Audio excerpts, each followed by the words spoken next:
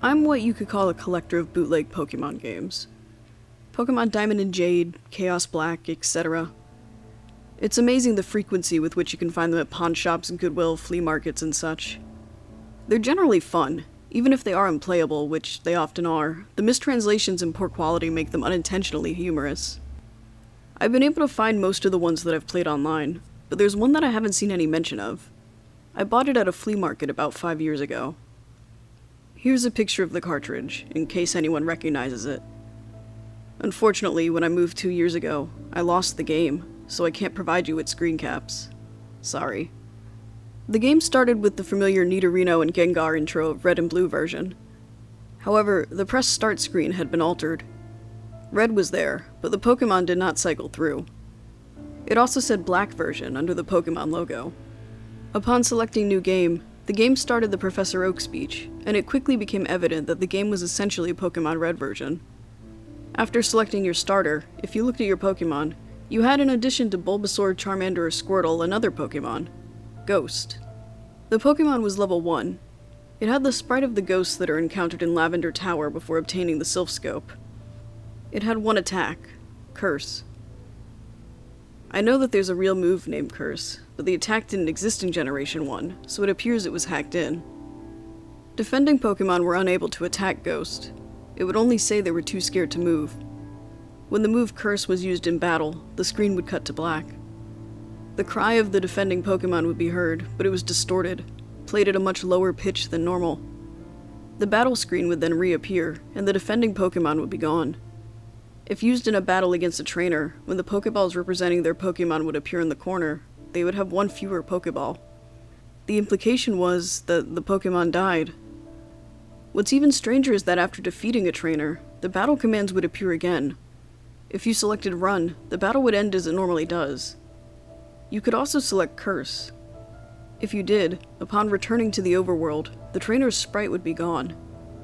After leaving and re-entering the area, the spot where the trainer had been would be replaced with a tombstone, like the ones at Lavender Tower. The move Curse was not usable in all instances. It would fail against ghost Pokemon. It would also fail if it was used against trainers that you would have to face again, such as your rival or Giovanni. It was usable in your final battle against them, however. I figured this was the gimmick of the game, allowing you to use the previously uncapturable ghosts. And because Curse made the game so easy, I essentially used it throughout the whole adventure. The game changed quite a bit after defeating the Elite Four. After viewing the Hall of Fame, which consisted of Ghost and a couple of Pokemon I used for HMs, the screen cut to black. A box appeared with the words, "Many years later." It then cut to Lavender Tower. An old man was standing, looking at tombstones. You then realized this man was your character. The man moved at only half of your normal walking speed. You no longer had any Pokemon with you, not even Ghost, who up to this point had been impossible to remove from your party through depositing in the PC. The overworld was entirely empty. There were no people at all. There were still the tombstones of the trainers that you used Curse on, however.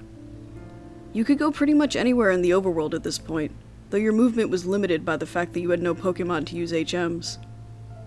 And regardless of where you went, the music of Lavender Town continued on an infinite loop. After wandering for a while, I found that if you go through Diglett's cave, one of the cuttable bushes that normally blocks the path on the other side is no longer there, allowing you to advance and return to Pallet Town. Upon entering your house and going to the exact tile where you start the game, the screen would cut to black. Then a sprite of a Caterpie appeared. It was then replaced by a Weedle, and then a Pidgey. I soon realized, as the Pokemon progressed from Rattata to Blastoise, that these were all of the Pokemon that I had used Curse on. After the end of my rival's team, a youngster appeared, and then a Bugcatcher. These were the trainers I had cursed. Throughout the sequence, the Lavender Town music was playing, but it was slowly decreasing in pitch. By the time your rival appeared on screen, it was little more than a demonic rumble. Another cut to black. A few moments later, the battle screen suddenly appeared. Your trainer sprite was now that of an old man, the same one as the one who teaches you how to catch Pokemon in Viridian City. Ghost appeared on the other side, along with the words, "Ghost wants to fight." You couldn't use items, and you had no Pokemon. If you tried to run, you couldn't escape. The only option was to fight. Using fight would immediately cause you to use struggle, which didn't affect Ghost, but did chip off a bit of your own HP. When it was Ghost's turn to attack, it would simply say ... Eventually, when your HP reached a critical point, Ghost would finally use Curse. The screen cut to black a final time. Regardless of the buttons you pressed, you were permanently stuck in this black screen. At this point, the only thing you could do was turn the Game Boy off. When you played again, New Game was the only option. The game had erased the file. I played through this hack game many times, and every time the game ended with this sequence. Several times I didn't use Ghost at all, though he was impossible to remove from the party. In these cases, it didn't show any Pokemon or trainers, and simply cut to the climactic battle with Ghost. I'm not sure what the motives were behind the creator of this hack. It wasn't widely distributed, so it was presumably not for monetary gain. It was very well done for a bootleg.